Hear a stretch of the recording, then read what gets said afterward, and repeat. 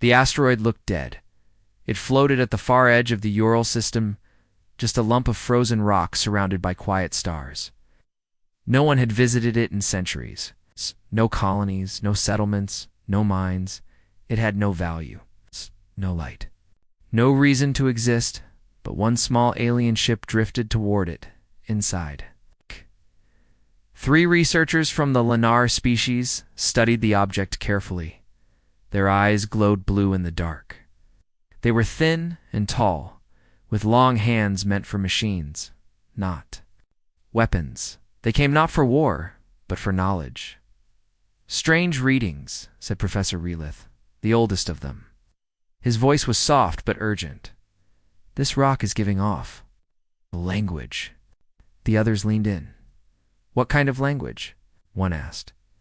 Relith's hands moved over the screen. His face turned pale. "It's not Lunar, not Varnock, not Glaxer. It's something old, something dead." The ship floated closer, its lights scanned the asteroid's surface. Suddenly shapes began to appear, symbols, letters, words, etched deep into the stone as if cut by fire. Relith's voice dropped. "Galactic Code. Version 1. This is pre-Council era. Thousands of years old." Then they saw the message. Just 6 words, carved in deep black lines across the stone's core. "Do not provoke the Deathworlders. Let them sleep." Silence filled the ship. The young assistant laughed nervously. "It's a joke, right? A legend." Relith didn't laugh. His eyes stayed fixed on the screen. "No," he said. "It's real, and someone wanted us to remember it." The message had been buried deep, hidden from maps, erased from records. Someone had worked hard to make sure no one ever saw this. Again, and yet. They sent the discovery to the Galactic Council's central hub, a giant space station orbiting the star Delverin. It was a place of power, politics, and pride. No warships were allowed there. Only rulers, thinkers, and voices of reason. When the message arrived, the council laughed. Let them sleep. Chancellor Velthra, a red-scaled alien with golden armor, stood in the center of the chamber. He was young, bold, and proud. Looked around at the other leaders. "This message is fear, weakness, ancient superstition. Worlders are just loud animals.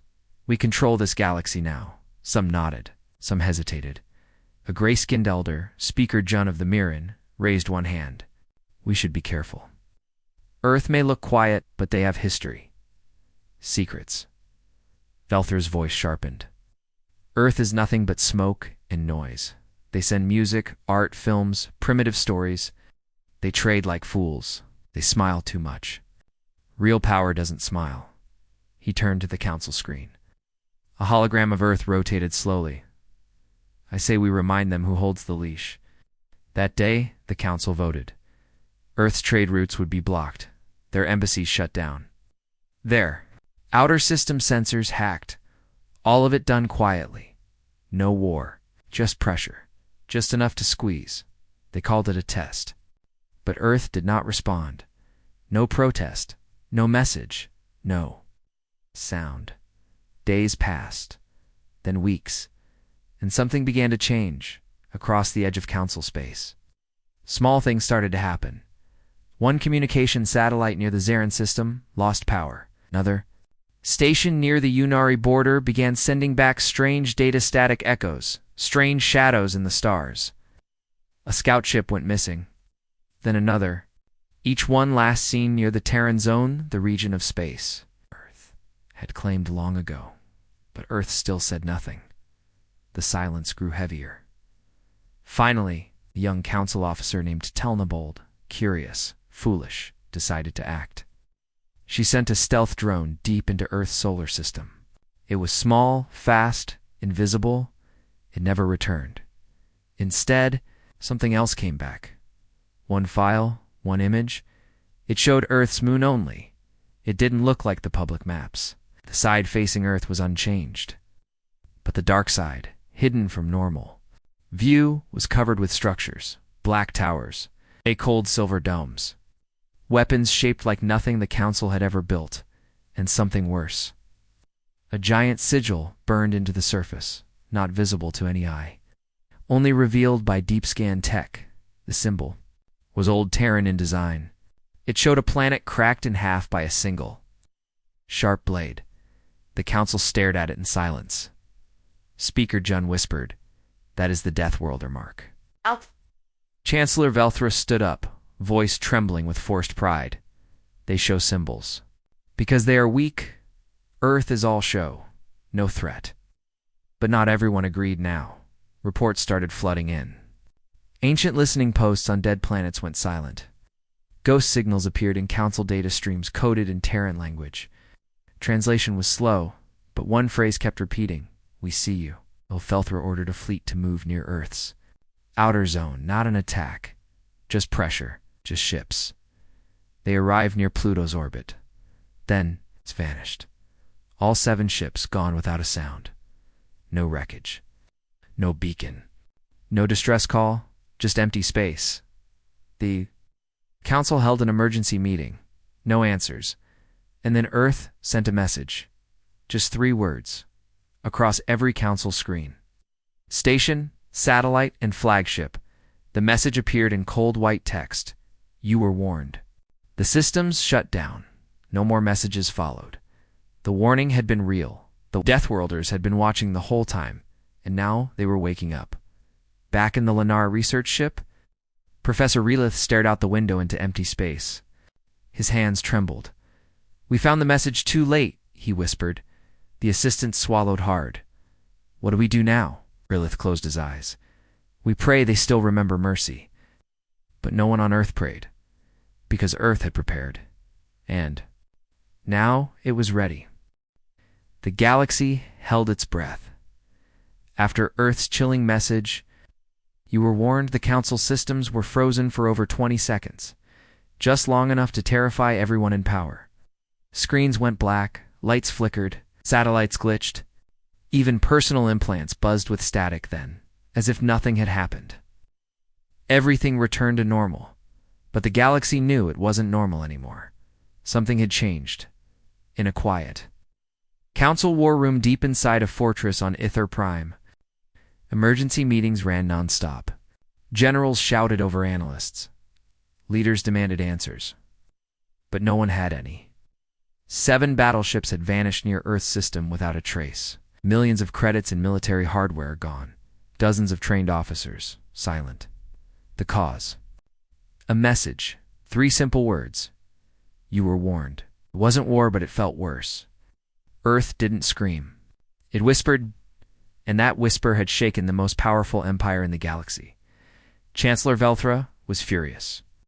"We do not bow to threats," he roared, slamming his clawed fist onto the table. "Earth is bluffing. They used to trick some virus, some mind game. We strike again. Harder." Speaker Jun, older and slower, leaned forward. "And what if it isn't a bluff? What if they didn't even strike yet? What if they just let us see what's waiting?" Silence followed. VLTHRA scoffed. "They don't have the power to hide entire fleets." But in truth, they did. No one in the council had ever asked what Earth really kept on its dark side. For years, humans had acted soft, playful. They shared culture, art, music, food. They told stories, fought little wars between themselves. They cried openly when leaders died. They celebrated peace. The galaxy thought it understood Earth, but now cracks had appeared in the mask, and behind the cracks, something ancient stirred in a quiet sector of deep space, far from any known map. A black ship floated alone. Its shape was smooth, with no visible engines, no heat signature, and no windows. It did not blink. It did not speak. It simply watched inside. There was no crew, only one presence, an old AI known only as Icarus 9, built 100 years ago by Earth's Defense Division. It had never been activated before. Its mission was simple. If provoked, observe. If threatened, prepare. If attacked, release the protocol. Now the protocol was preparing, not war, not invasion. something colder, something humans had always known. Deep in their bones, survival without mercy. Meanwhile, the Council still clung to the idea of strength. They launched Stealth Probe 33A, a drone ship small enough to fit in the palm of a hand. It was cloaked, shielded, and coated in reflectional matter, undetectable, or so they believed. Its mission was to enter Earth's system and scan the inner planets, check for weapons, scan for warships, map military facilities. Find proof. It entered silently. It moved past Mars, then Jupiter, then Saturn. Nothing. Then the drone passed. Neptune's orbitan froze. The ship's sensors locked onto something impossible. A structure. Floating in open space. Large. Silent. Not spinning. Not transmitting. Not even supposed to exist. It was a black cube the size of a mountain. It's covered in strange moving patterns that bent light. The cube had no heat, no signal, yet it pulled the drone closer. Suddenly, a voice filled the probe's systems. Cold. Human. Stealth observed. Protocol awakened. Access denied. The drone exploded from the inside. No weapon fired. It simply stopped. The Council received nothing. Earth had seen the probe before it, even entered the system, and it had decided to answer in Antarctica. Far beneath Earth's frozen crust, an old human general stood in a vault. His name was General Elias Merrick, and he hadn't spoken to the outside world in 30 years. But now he stood before a screen glowing with blood-red light. His face was calm, carved like stone. "Has the Council struck?" he asked. A young Diet officer nodded. "Yes, sir. Twice now. Second time with stealth. Have we responded?" "Only passively, sir." "The protocol has activated the outer grid." Merrick narrowed his eyes. "Is Thanatos waking?" "Not yet. Only watching." Merrick stared into the dark, his voice a whisper. "Then the beast is still dreaming." Back in the Council chambers, fear grew. Velthra tried to speak boldly, but even his voice was quieter now. "What do we do?" One ambassador whispered. Speaker Jen looked up slowly. "You ask what to do now, after mocking the warning? After probing their skies? After striking their moons? We do nothing now." Nothing at all. But it was too late for nothing. Across Council territory, ghost signals began to appear. Earth's digital fingerprints. Ancient algorithms not used in over 100 years. Secret codes now awake again. One signal stood out. It played the sound of a human heartbeat. Over and over, every second. Louder, every second. Faster, as if something were rising, something buried, something alive. Earth still hadn't fired a single shot. And yet the galaxy was unraveling. Back in orbit near the shattered scout ship, a Deathworlder vessel appeared. No one saw it arrive. No one saw it move. But from deep inside its hull, a message was sent directly to the Council's emergency network. 4 words. Final, quiet, unmistakable. "You've poked the beast." The screen went black, and for the first time in galactic history, the Council stopped speaking. The Earth was quiet. Not the quiet of peace, not the quiet of weakness. It was the silence of something holding back, something massive and dangerous that chose. For now to stay still, but it was not asleep anymore, in the icy shadows of Mars. Far below the red dust in ancient tunnels, a locked chamber began to stir. Its walls were carved in forgotten languages. The air inside had not moved in over a century. No lights. No voices, until now. A small device buried beneath a control panel clicked once, then again, and then a blue glow spread across the room like water waking from a dream. The door opened. The AI inside blinked. It had a name. Quos. Quo short for Kinetic Override Response Array. It was one of the first deep-mind human war programs, not designed to kill, but to decide when killing was necessary. It had been deactivated long ago, stored under Martian rock as a relic of Earth's darkest. Years.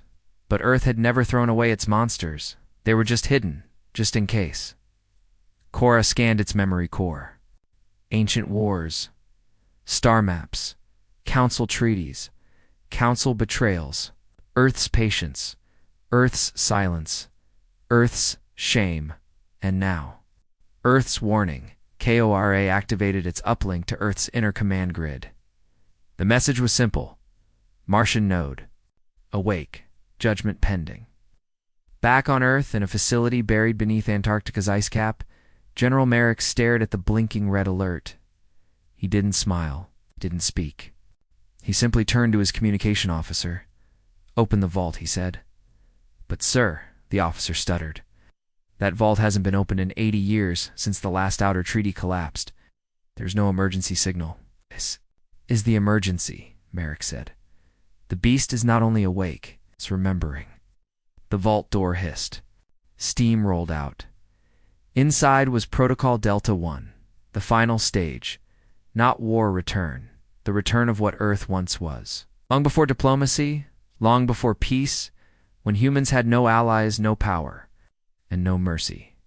The true nature of Deathworlders, the thing the galaxy forgot. And now, something else moved. Not a machine. A child.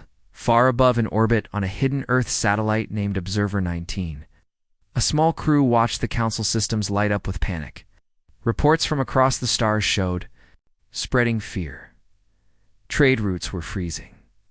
Minor species were going into lockdown. Civilian traffic near Earth systems dropped by 90%. But still, Earth had not fired a single weapon. Lieutenant Arlen watched the data flow, his face pale. "They're afraid of us now. Truly afraid." Captain Reese didn't answer. He stood in silence, staring at a photo tape to the control panel. A little girl with dark eyes and a sharp, intelligent smile. "She warned them," he whispered. "They didn't listen." Arlen frowned. "Who, sir?" Captain Reese tapped the photo. Her name was Ria Sato. She wrote the first galactic warning. Back when Earth was still pretending to be weak? Arlen's eyes widened. "The message on the asteroid, yes," Reese said. "Gah." She wrote it with her own blood during the massacre of Delvarin. She survived a council experiment. She saw what the galaxy was capable of. She begged Earth not to forget. And Earth didn't? Why wasn't her name ever made public? Captain Reese looked out at the stars. Because Earth doesn't need statues. We remember in silence. But not all silence stays buried. In a small village on Titan, Saturn's largest. Moon, a human girl named Ayla, stared at the stars each night. She was 12. Small, quiet, strange. She had dreams she couldn't explain. Dreams of ships, dreams of voices, dreams of a symbol 2 blades, crossed over a cracked world. She drew it without knowing what it meant. Her parents thought she was just gifted, but Earth knew better. Ayla was Generation 11, the latest result of a long-forgotten project hidden in Earth's deepest vaults. Her DNA carried echoes of Earth's darkest mind strategists, scientists, survivors, and now her mind was waking up. The dreams weren't dreams, they were activation signals. Something inside her was connecting, and Cora had already found her. On Mars, the old AI sent a silent ping through the Earth grid. Signal located. Subject confirmed. The child remembers. In the quiet of her room, Ayla stood up and walked to the window. She looked at the stars and whispered, "You made us remember." On the other side of the galaxy, the council was breaking. Emergency meetings turned into chaos, leaders argued. Accusations flew. Earth is manipulating us. They haven't fired a shot. They're collapsing the economy. They're just existing. And that was the truth.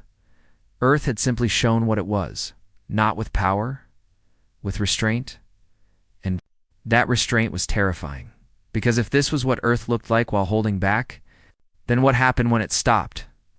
Back at Earth's hidden command vault, Protocol Delta 1 finished its boot cycle. Ancient black screen filled with red data. Project Revenant, ready. Thanatos, AI core, dormant monitoring.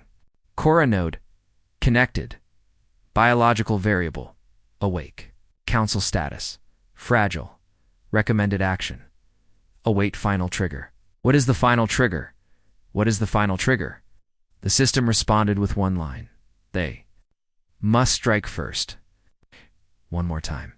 And far above Earth, hidden in shadow, a final message prepared to activate. A phrase written long ago by a girl named Ria Sato. Not a threat. A promise. You are not afraid of Earth's strength. You're afraid of what it became to survive. If you wake that part again, don't expect it to sleep a second time. The grand chamber of the Galactic Council buzzed with chaos, high above the glowing crystal floor. Alien diplomats shouted across the great halls. Some begged for calm, others demanded blood. Their voices echoed through the tall dome made of ancient silver and lightstone. This was supposed to be the most peaceful place in the galaxy. But now, it sounded like a war zone. Earth is bluffing, screamed Chancellor Velthra, slamming his armored fist onto the speaker's table. They are using fear, tricks, illusions. They have always been loud animals in soft clothing. Speaker Jun, older than all others and quiet as stone, sat still. His black eyes never blinked. And what if they are not bluffing? He asked calmly. No one answered, because everyone knew Earth had not fired a single shot.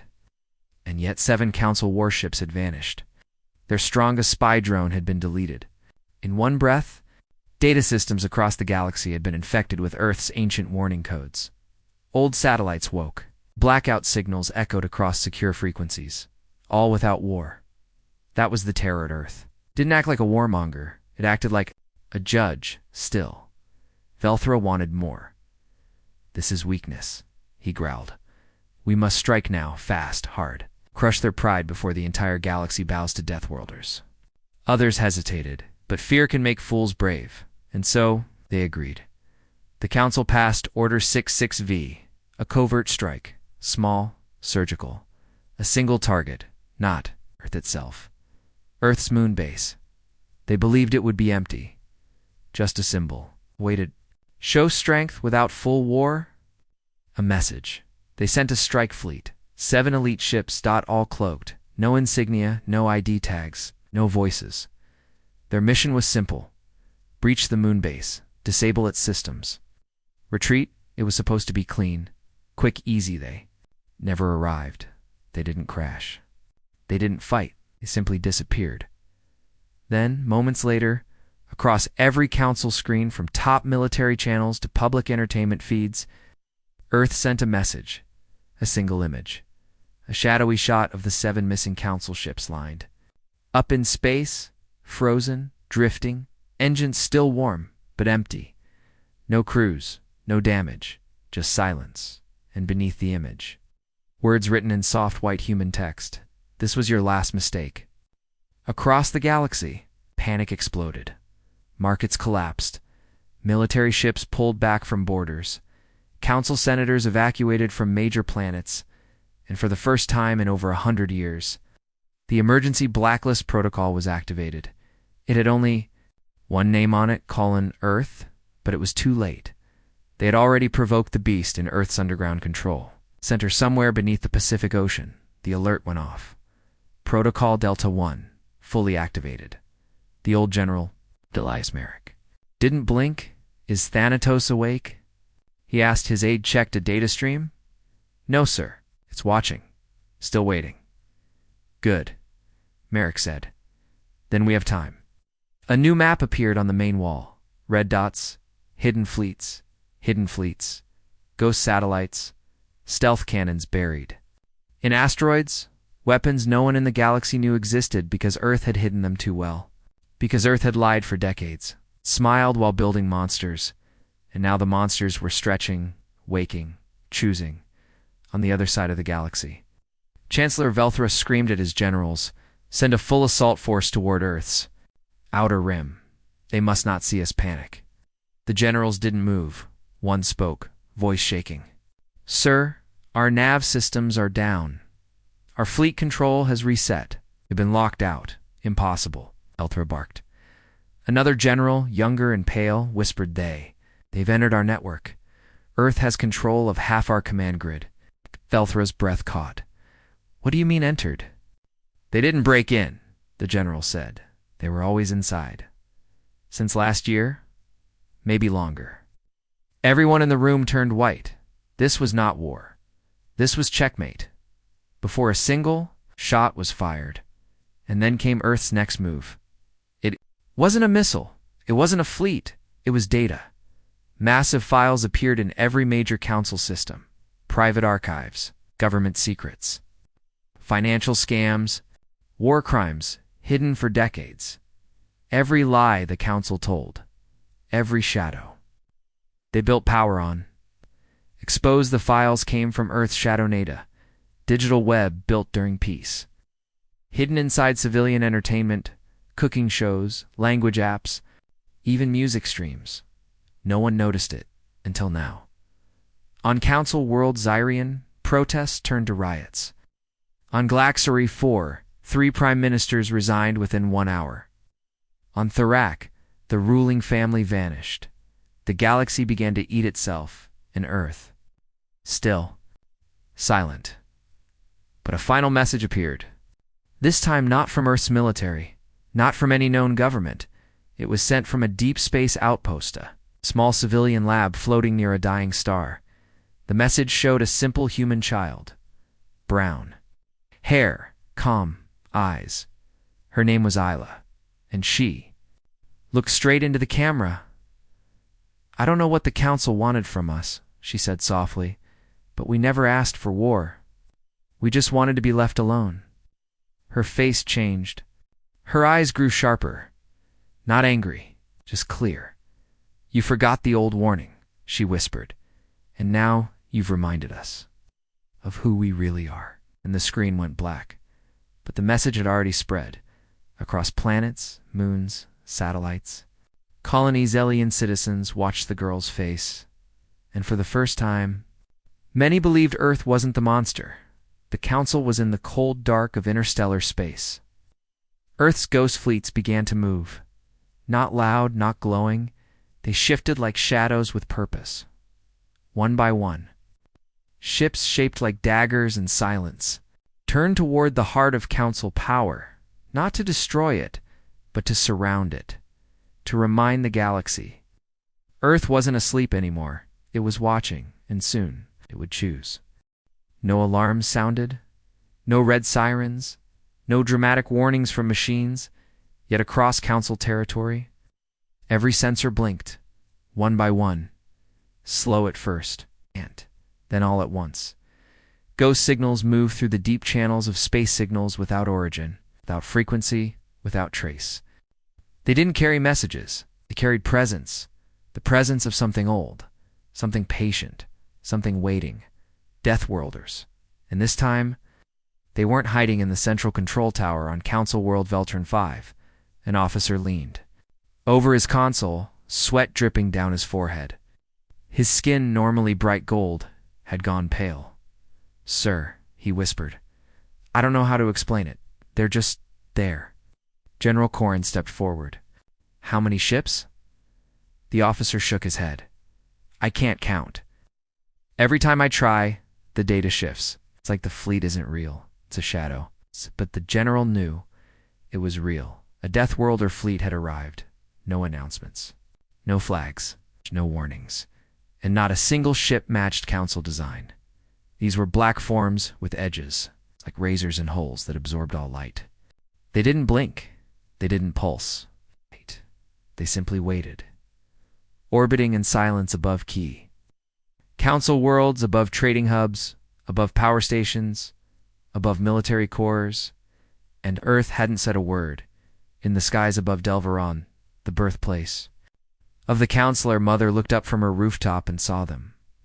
No stars that night, just outlines. Huge ones. Her child tugged her arm. Mama, what are those? She didn't answer. She didn't know. No one did.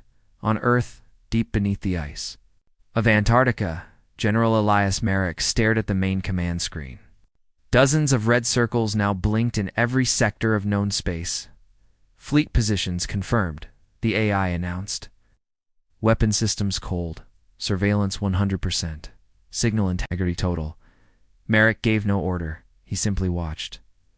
This was Earth's Final play, unleash the true nature, and not through fire, through silence. Because Earth's real strength was never noise. It was always what came after the noise stopped. In the council war chamber, panic bloomed. Diplomats screamed, generals argued. Others demanded retaliation. But there was nothing to strike. Deathworlder fleets didn't broadcast signals. They didn't jam systems. They didn't attack. They just surrounded. A slow suffocation of dread. One council leader, Minister Zarsh, of the Alvin species, broke down and sobbed in front of a public camera. "They don't want war," she cried.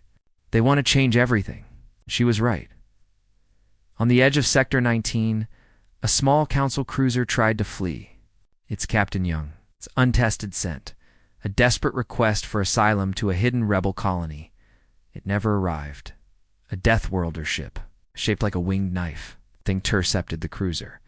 No weapons fired, no damage done. The cruiser simply shut down. Every light, every engine, every heartbeat, and then it drifted, cold and untouched. Back into orbit around Earth's closest colony, the message was clear. No more running in a hidden council laboratory. Data scientists decrypted a file Earth had seeded in. The galaxy, 2 days ago, it wasn't a weapon plan. It wasn't a declaration. It was worse. It was a blueprint of the entire Council's economy, proving that Earth could collapse the galactic currency in under 11 seconds. The file ended with a calm sentence. "We were farmers. We were traders. We were weak. We were kind, and we watched. Now you've shown us we were wrong to be kind." The Council still had power, still had fleets, but no one moved. Not because they were surrounded, because they had looked into the mirror and seen themselves. The Deathworlders hadn't brought war. They'd brought justice. Targets weren't military bases. They were corrupt leaders, crime lords, shadow banks, data silos that held truth hostage, and Earth erased them with precision. One by one, with no blood, just silence. On a mining moon near the edge of the galaxy, workers found an ancient human message burned into rock. "We came in peace. You made us remember why we can't stay that way." They didn't know who wrote it or how it got there, but across the stars, fear turned into awe, and awe turned into respect. Some alien worlds began to cheer for Earth. Small banners appeared in cities, drawings of the girl, Ayla. Shaken the council, songs spread across colonies, soft human melodies. Full of sadness and power, Earth had become more than a death world. It had become the storm after betrayal. In her room on Titan, Sla stood still. Her dreams were stronger now, not of war of choice. "Will they change?" she asked the sky. Her mother stepped in. "Who?" "The ones who pushed us," Allah said. "The ones who forgot the warning." Her mother sat beside her. "Do you hate them?" Allah thought for a moment, then shook her head. "No," she whispered. "But I won't stop them next time." And in deep space, the AI Thanatos stirred, still watching, still quiet. Its thoughts were vast cold, but it paused. A child's voice echoed in its memory banks. "Don't destroy them. Just show them what we are." Thanatos processed the voice, analyzed it, and obeyed. The fleets held. Earth didn't burn the galaxy. It froze it until the galaxy understood one thing. Mercy was Earth's first gift, not their weakness. Deep below the oceans of Earth, far past the black coral walls of the Atlantic Trench, a door opened for the first time in 100 years. It wasn't metal or stone. It was alive, grown from Earth's old biotech, breathing and pulsing like a slow, steady heart. The corridor behind it glowed with soft green light. At its end, a small room waited in silence. Inside, the past was stored. Project names, broken promises, unfinished nightmares, and one truth: the galaxy never knew. Earth never stopped preparing, back in the Council's core systems. The panic had slowed, but not from peace, from shock. One by one, reports had arrived from across the stars. Earth had not attacked cities, not bombed worlds, not poisoned atmospheres. They had only erased what was evil in Sector Draxia. A 1,000-year-old slave network run by council nobles vanished overnight. In Valix Prime, Earth's signal turned on every security cam, revealing a government plot to starve its poor. HFY. Earth's war code triggered every hidden bank to send its stolen wealth back to the public, and Earth never claimed credit. They didn't want to rule. They just wanted the truth out. That truth spread like wildfire. Worlds that once feared Earth began to watch them differently. Not as monsters, but as something rarer. Judges who could not be bribed, but not all of Earth's. History was clean.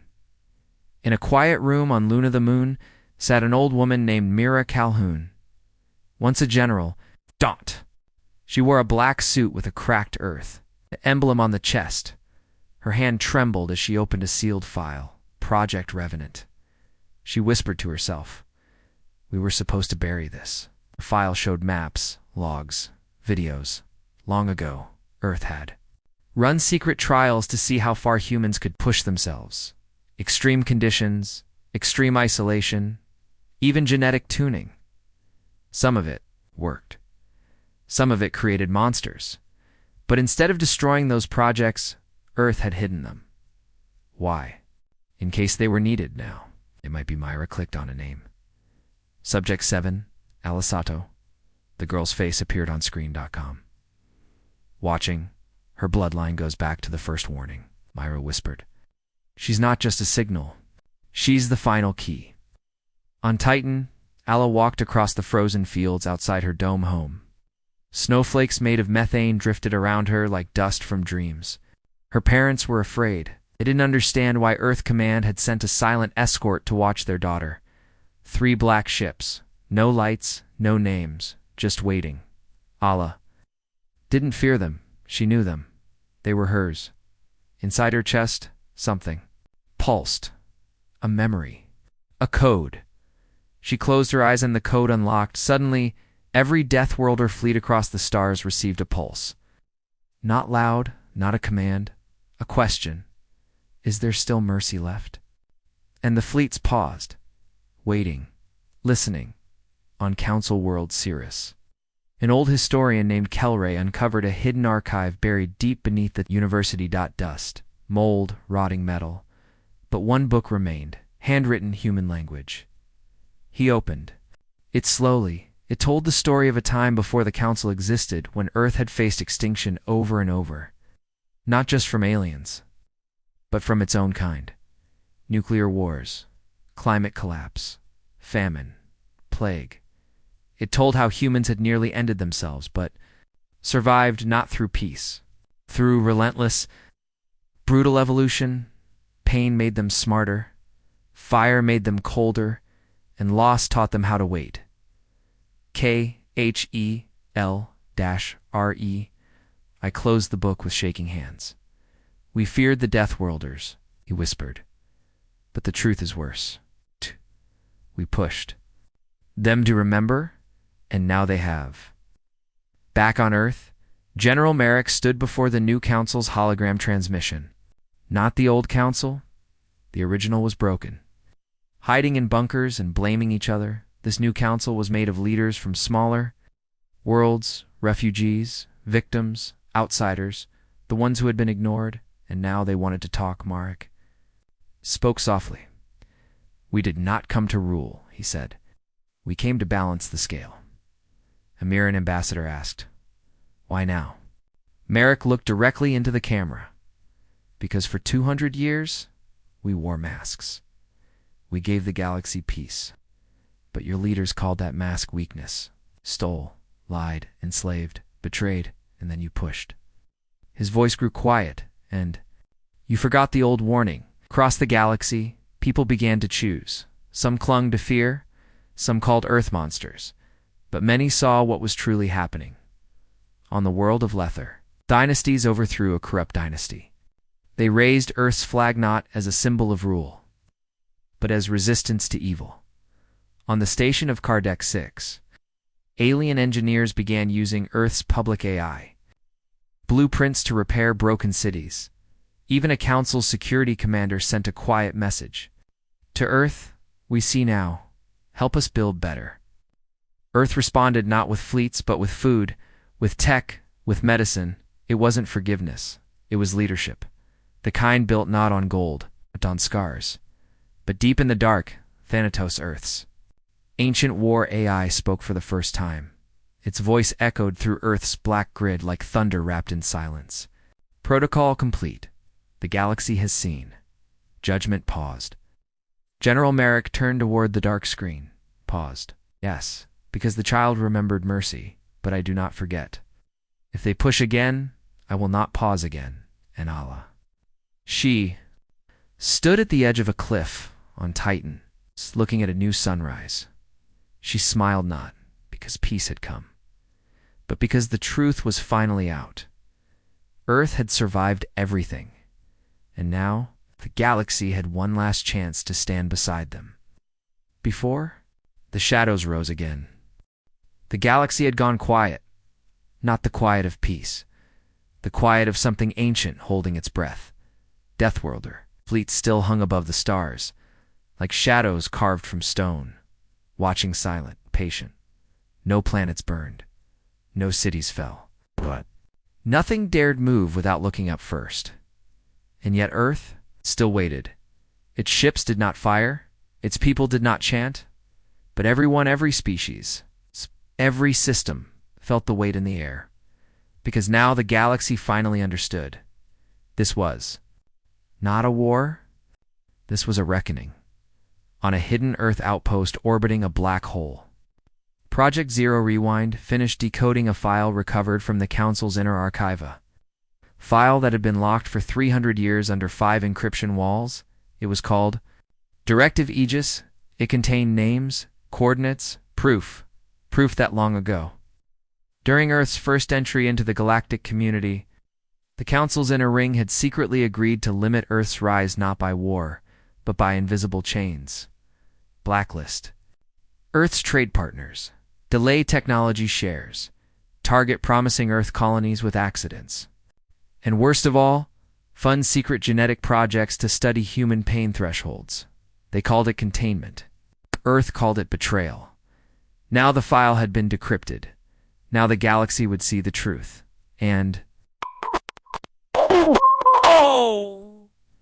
Earth sent the entire file to every world. No encryption, no password, no hiding, just the raw, brutal truth. In the massive city of Thalres, on the council world of Meriden, crowds gathered in the sky plazas. The file appeared on every screen, every wall, every floating display drone. They watched in silence as images flashed. Human children used in neural stress labs. Earth colonies cut off from medicine during famines. Terran scientists assassinated by proxy warlords. Council votes forged by bribes to delay Earth's seat. People cried, others rioted, some simply stared. Shaking, they had believed Earth was dramatic. Now they saw Earth had been merciful for too long. On Luna Base, General Merrick sat alone. He didn't speak, didn't blink, just stared at the final screen, the reckoning code. It wasn't a weapon, it was a decision engine, a creation of Earth's war thinkers, designed to scan history, balance debts, weigh crimes, and if unleashed, punish. It had been written only once and never used until now, because Allah had unlocked it. She hadn't meant to. But when her mind woke, the system did too. The code didn't ask for orders. It simply asked one question. Does the galaxy still deserve mercy? In her home on Titan, Ayla stood barefoot under the orange sky. Her parents cried. Not from fear, but from knowing that the world they raised their daughter in was no longer quiet. Allah didn't speak for hours. Then she finally looked up. Play it. She said. Earth Central AI responded, You may not like what you see. I don't care, Ayla whispered. 1,000 years of human pain rushed into her mind like fire. The council's lies, the forced smiles, the broken promises. The empty chairs where Earth's leaders once begged for fair treatment. She fell too. Her knees and wept. Then she stood and whispered, No more chains. Across Earth's fleets, the reckoning code came online, not to destroy, but to balance. Each ship received instructions. Disable all remaining Blacksite labs. Track every stolen Terran artifact. Freeze every account tied to Council corruption. Reassign every stolen colony to the rightful Terran families. Release truth logs from every shadow conflict. But one directive stood alone. Simple, cold, final. Eliminate the last architect. On the ancient council station of Alindra Prime. Chancellor Velthra stood in a panic room built beneath the Capitol dome. He was shaking, not from fear, from disbelief. He had never imagined Earth would reach this far, but Earth had not reached. It had waited, and now it was simply. Remembering, the walls of his room began to flicker. Power faded, gravity trembled, and then silence. The last thing he saw was a simple text projected onto the wall. You were warned. Then the lights went out. General Merrick stood in front of Earth's War Council. It's now joined by leaders from 43 neutral worlds who had broken away from the old council. He said only one thing. We don't need to rule this galaxy, but we will make sure no one rules it by fear again. They agreed Dart Earth would not become a tyrant, but it would become something else. A guardian, a shadow, a warning wrapped in flesh, the galaxy's new conscience. On a peaceful hill in old Earth, Allah stood with bare feet in the grass. The stars above were quieter now, not from fear, from respect. A new broadcast began from Earth, one message. In every known language, we forgive, but we do not forget. We walk beside you, but if you raise the lash again, you'll become the hand that breaks it. And with that, the reckoning code ended.